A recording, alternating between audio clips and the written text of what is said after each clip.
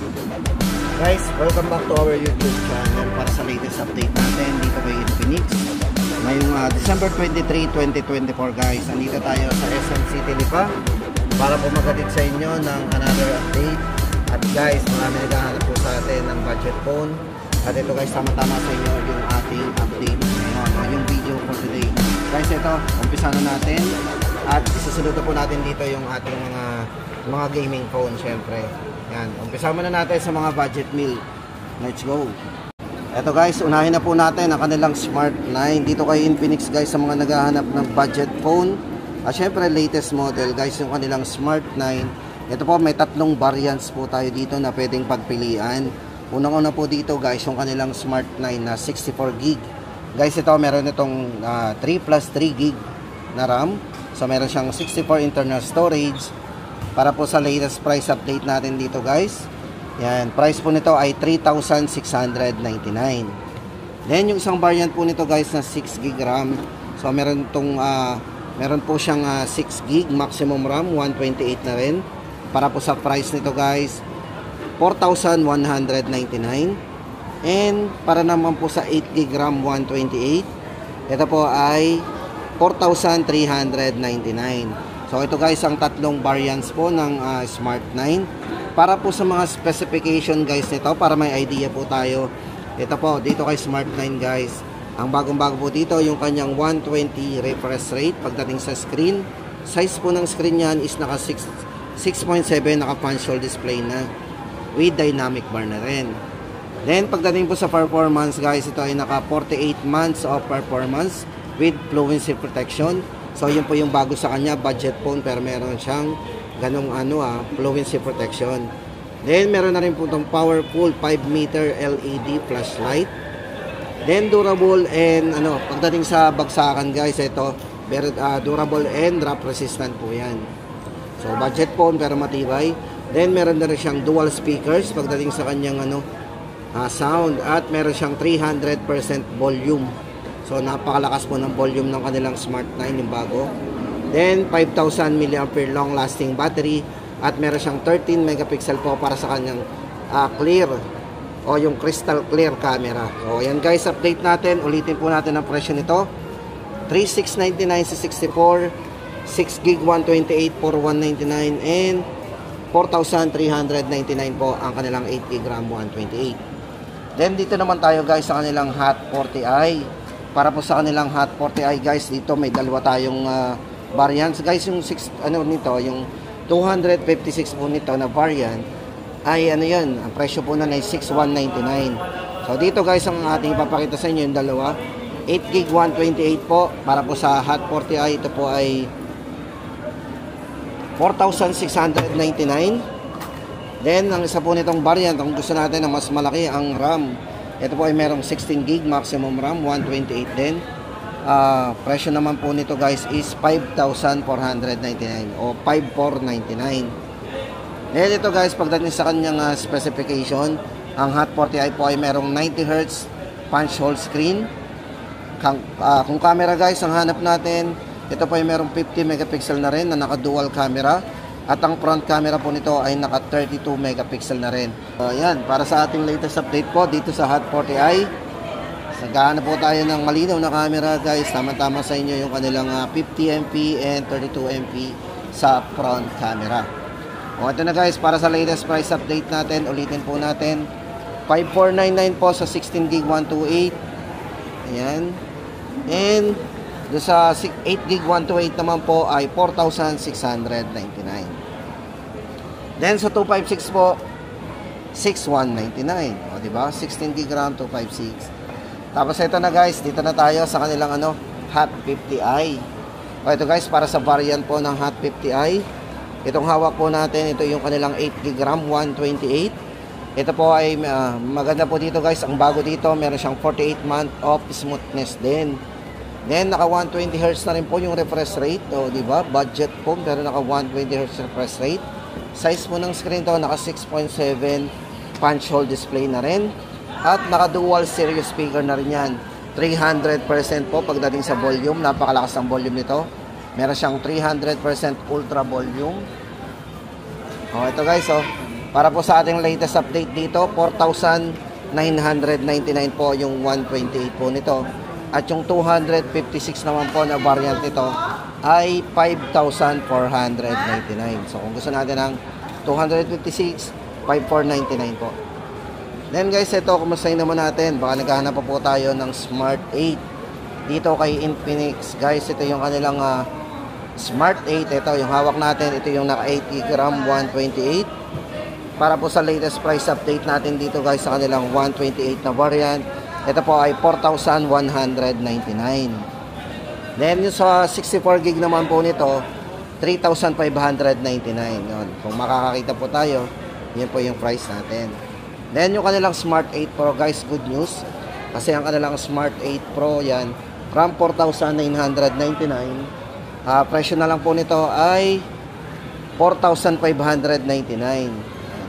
Para po sa specs and parameters po ng kanilang Smart 8 Pro, guys, ito ay merong 50 megapixel naka dual cam with ring flashlight. 90 Hz na rin po yung refresh rate ng screen. O, diba? Check po natin yung iba pa. Yan. 5,000 mAh battery. Pagdating po sa volume, guys, ito ay merong 200% volume up.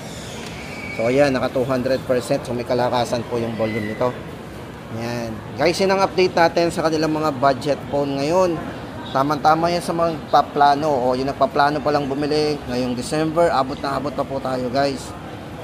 Tapos guys, ito naman ang update natin dito kay Infinix sa kanilang mga Hot 50 guys. Then yung kanilang Note 40 series. At syempre yung huli sa lahat yung kanilang GT20 Pro. Ito guys, umpisahan na natin.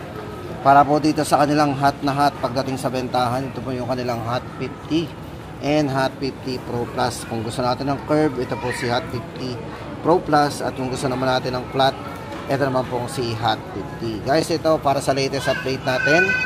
Ito pong si Hot 50 ay naka Helio G100 na po pagdating sa processor. Pagdating po sa refresh rate ng screen, ito po ay merong 120 Hz refresh rate. Yan. Then napaliwanag din po ng screen ito kasi ito ay naka all new 800 nit bright display. Guys, ito, bali ito ay merong variant na 16 gig, 256 na po ang internal storage. At ito guys, check natin yung mga iba pa na yung specs and parameters. Pagdating po sa charging ng kanilang Hot 50, ito po ay naka 18 watts fast charge na rin. Yan, 5,000 mAh battery. At kung nipis naman po ang pag-uusapan natin, ito po ay merong 7.7 mm. So, ganun siya kanipis. Para po sa presyo guys ng Hot 50, ito po ay 7,199 o 7,199, diba? Then next natin yung kanilang Hot 50 Pro Plus. Guys, ito kung bet natin ang manifest na naka-curve. At syempre guys, tama-tama ito, below 10,000 po ang presyuhan natin dito. Ito guys, bali, para unahin po natin yung kanyang design. Ito po ay naka-curve, syempre. Tapos ito ay yung nipis po nito naka 6.8 mm para sa kanyang all new slim edge design. Naka 3D curve, tapos naka 120 Hz na rin po yung refresh rate ng screen nito. Tapos napaka-vivid na rin ng display kasi ito ay naka AMOLED display na rin. So maganda sa kanilang Hot 50 and Hot 50 Pro Plus guys. Ito ay merong 5-year of smoothness. So di ba? Kahit 5 taon, hindi basta-basta magbabago yung performance niya. Then pagdating sa charging, ang kanilang Hot 50 Pro Plus ay naka 33 watts advanced fast charging na rin. Naka dual speakers yan para sa ating surround sound. O ito na guys, para sa latest update natin sa presyo ng kanilang Hot 50, 8,699. Guys, naka JBL speaker na po yan o diba? Then ito naman guys, ang good news, ito naman yung kanilang ito yung kanilang Note 40 5G. Ito guys, kung naghahanap tayo ng malaking internal storage dito kay Infinix, ang Infinix Note 40 5G. At bukod doon guys, syempre naka 5G, mabilis ang ating network dito, mabilis ang downloading and uploading. So ito guys, meron na ring NFC, Near Field Communication, sound by JBL. Ito po ay naka 24 gig maximum RAM, 512 gig internal storage. Pagdating sa kanyang chipset, ito po ay naka Dimensity 7020 5G chipset na. O diba? Sa charging, naka 33 watts. At yung bezel po nito, syempre, napakanipis din. Yung bezel-less, 120 Hz po. At naka 108 megapixel po. Kung mahilig tayo sa camera, ito mayroong 108 megapixel pagdating sa main camera at 32MP sa mga mahilig mag-selfie dyan. O ayan guys, para sa latest price update natin dito, from 12,999 ngayon po ay 11,000 o 10,099. Then Note 40 5G naman. Ito guys, Note 40 Pro Plus 5G naman. So ito guys, bali ito maganda rin dito. Ito is naka 100 watts. Unang-una dito sa kanyang Note 40 Pro Plus 5G, 100 watts fast charge po. Naka 20 watts po para sa wireless mega charge niya. Then yung chipset na ginamit para po sa processor, naka 70. Ayan, naka 7020 5G. 24 gig maximum RAM, 256 na po internal storage ito guys. So guys, maganda din dito. Ito ay naka-curve po, naka 3D curve screen. 120Hz po yung AMOLED display niya. So para sa kanyang super bright display. So ito guys, para sa iba pong mga specs and parameters nito. Sound by JBL guys, sa mga mahilig mag-music diyan. Ito manipis din po ito, itong si Note 40 Pro Plus 5G. Ito na guys, para sa presyo po 13,999, including na po dito yung kanilang free phone case and wireless charger. Note 40 5G. Then ito guys, kung naghahanap tayo ng budget lang na naka-curve din, na gumagana din sa wireless charging, ito po yung huling lumabas po kay Infinix pagdating sa Note 40 series, yung kanilang Note 40S. Guys, ito, bali presyo, ito, kitang-kita na natin, naka 9,999 po yan. Mas mababa po. Bali, ang RAM and ROM po nito, naka 16 GB RAM, 256 internal storage. Pagdating po sa sound, saka sound by JBL na rin, and NFC na rin, o, diba?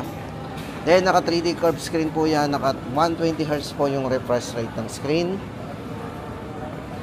Kung more on camera guys, hindi rin po uli kasi ito ay naka 108 megapixel na rin para sa kanyang super zoom rear camera.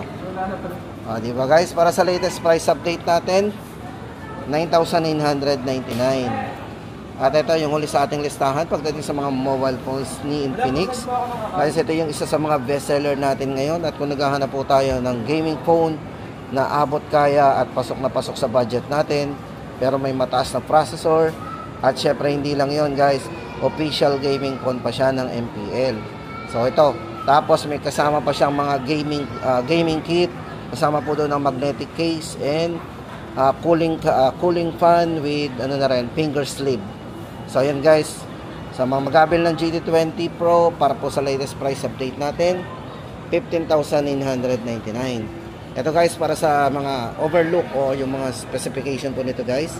Pagdating sa chipset, napakalakas na rin. Naka Dimensity 8200 Ultimate, naka 4 nanometer 5G processor, at meron po siyang isa pang chipset na dedicated gaming display chip. Yan, para sa kanyang stable frame rate engine.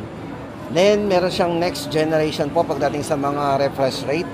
Ito po ay naka 144Hz Full High Definition Plus AMOLED display. Usually, nakikita natin 120. So, dito naka 144 yan. At naka 120 FPS po yan, stable frame rate. O, diba? Naka full po yan. O, diba? Presyo po natin, 15,999. O, yan guys, ang ating latest update dito kay Infinix ngayong December 23. Sana guys, nakatulong tayo sa mga hindi pa nakakapag-decide o naghahanap pa lang bumili, nagpaplano pa lang. Ito na. Ito na pa yung latest update natin. Sana nakatulong tayo guys.